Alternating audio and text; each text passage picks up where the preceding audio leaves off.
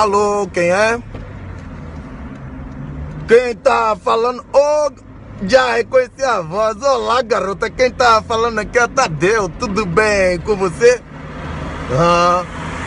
Oh, que bom ouvir a sua voz, garota. Eu te conheci ontem no show de Pablo. Você se relembra?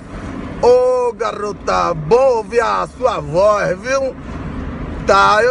Tá, deixa eu te perguntar, garota. Você quer dar uma volta comigo hoje? Certo, a gente pode marcar um encontro pra dar uma volta, comer uma merenda, alguma coisa. Você tá afim? Tá. Deixa eu te falar, você mora onde, garota? Você mora em Cajazeira? Ah, tá. Cajazeira, Ah, você não quer pegar a estação Pirajá, não? Pra eu ir aí te pegar?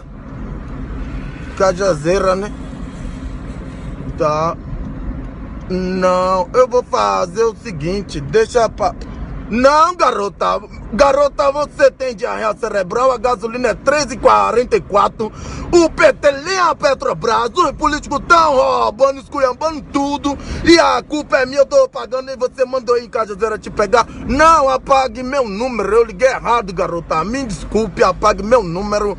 Eu liguei errado, viu, Joe? Tá, você comprou outro convite, vá pra outro show de Pablo e encontre outra pessoa que eu não vou não. Você sabe quantos quilômetros daqui pra Cajazeira? A gasolina 13,44. Não, garota, me desculpe, mas não dá não, viu? Tá bom, não, eu não vou não. Você não quer pegar a estação Pirajá, não? Eu também não vou aí não. Foi um satisfamento falar com você. Até mais, viu? Um beijo, agradecido, até mais, tchau, tchau. Rapaz, gasolina 13,44. Eu vou lá em Cajazeira pra visitar uma garota. Eu não. Rapaz, pra mim já deu essa situação econômica até pra o cara ser feliz.